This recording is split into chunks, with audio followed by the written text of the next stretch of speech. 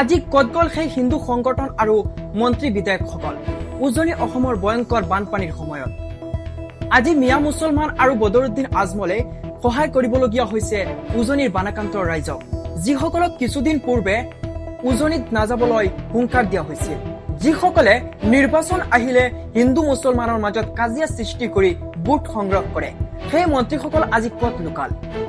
আৰু যিসকল মিয়া মুছলমান বিৰোধী সংগঠন যিসকলে কিছুদিন পূৰ্বে উজনি অসমলৈ মিয়া মুছলমানক যাবলৈ বাধা দিছিল মুছলমানসকলক গালিগালাজ কৰিছিল তুচ্ছ তাচ্ছিল্য কৰিছিল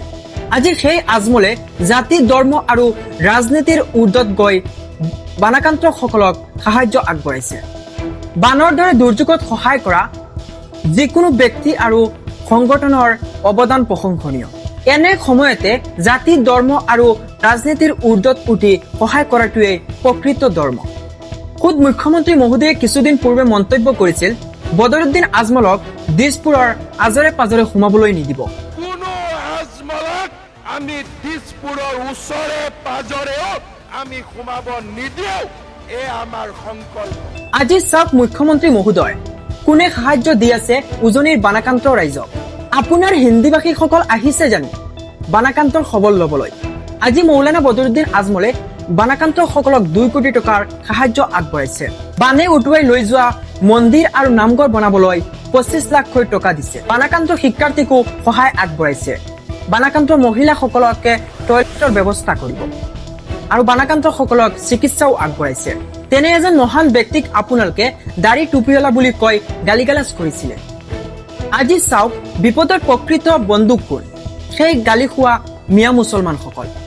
নমস্কাৰ মই আলী হুছেইন বিগত এটা সপ্তাহত উজনি অসমৰ কেইবাখনো জিলাত বানে তছনছ কৰি পেলাইছে এই ভয়াৱহ বানত মানুহে জীৱন মৃত্যুৰ সৈতে যুঁজি আছে সঁচাকৈয়ে উজনিৰ এই দৃশ্যবোৰ দেখিলে যিকোনো মানুহৰ চকুপানী ওলাব এই ভয়াৱহ বান বিভীষিকাত প্ৰায় 66 জন লোকৰ মৃতদেহ উদ্ধাৰ কৰা হৈছে আৰু বহুতো লোক এতিয়াও সন্ধানহীন হৈ আছে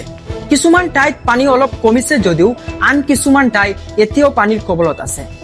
ৰাষ্ট্ৰীয় সংবাদ মাধ্যমত উজনিৰ এই ছবিয়ে গুৰুত্ব নাপালেও জাতি ধৰ্মৰ ভেদাভেদ নাৰাখি বিপদৰ সময়ত একত্ৰিত হৈছে অসমৰ জনতা বহুতো কণ্টেণ্ট ক্ৰিয়েটৰ নেতা আৰু বহুতো লোকে পানীৰ কবলত থকা বানাকান্ত ৰাইজৰ গাঁৱে গাঁৱে গৈ খাদ্য সামগ্ৰী বিতৰণ কৰিছে তেওঁলোকৰ এনে কাৰ্য সঁচাকৈয়ে প্ৰশংসনীয়